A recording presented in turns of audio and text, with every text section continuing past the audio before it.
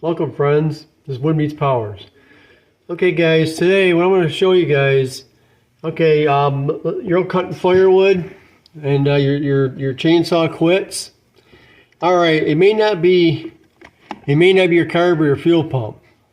Okay, we have a hole down here about your intake manifold down here, guys. You can see that little hole right there in the middle. The little hole right there. Okay, that's your impulse line, works your carburetor. Now, the way you check this is just doing this. Take your pull rope, put your finger down through here. Make sure you get your spark plug out of here for one. Remove this. Now pull your saw over.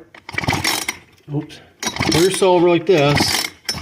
And if you feel like a little vacuum on this middle hole down here, your impulse line, some saws are a little bit different. But this one here is being the intake. You pull this over. If you feel air, like a vacuum, if you feel enough air coming in this bottom hole down here, that means your impulse line's working, and that will work. That's down here on your carburetor. This is your impulse line right here. That's what bolts on the back of your intake. Now, what I just showed you, when you feel it vacuum off the intake, and you pull the motor over. It has a suction that works as fuel pumper here in the fuel pump on the carburetor. Okay, that's how that works. You know, piston goes up and down the cylinder, creates a vacuum. So that's what the air is. So if you're having trouble with your chainsaw staying running, you're not pulling enough fuel to the carburetor. Well, remove your carburetor off your intake. Now your intake might be different than this one. You might have a hose come up to the back of the cylinder here, like a little hose or something, the gas line hose. Now that would be your impulse line to your carburetor.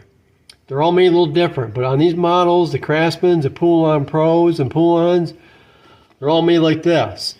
So if you have a saw and you have this on the bottom of it, that's your impulse line. Okay? So pull this, check on that.